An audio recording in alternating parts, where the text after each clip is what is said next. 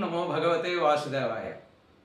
శ్రీ మహావిష్ణువుకి విష్ణు సహస్రనామాలలో దర్పద అనే నామం ఒకటి ఉంది.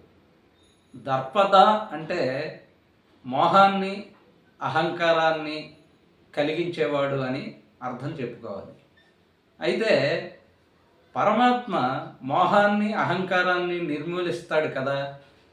ఇలాగా ఎందుకు ఇస్తాడు మళ్ళీ అదే మోహాన్ని, అహంకారాన్ని అంటే, అధర్మవర్తనులైన రావణాసురుడు, కుంభకర్ణుడు ఇత్యాది అసురులను కూడా వారిని పరిమార్చాలి, ధర్మమును స్థాపించాలి అని అంటే వారికి ఆ విధమైన మోహాన్ని, అహంకారాన్ని కలిగిస్తే కానీ అది సాధ్యం కాదు. ఈ కారణంగా అటువంటి అధర్మవర్తనులైన అసురులకు దర్పాన్ని కలిగించేవాడు కూడా శ్రీ మహావిష్ణువే కాబట్టి అతడిని దర్పద అని అనడం జరిగినది. స్వస్తి.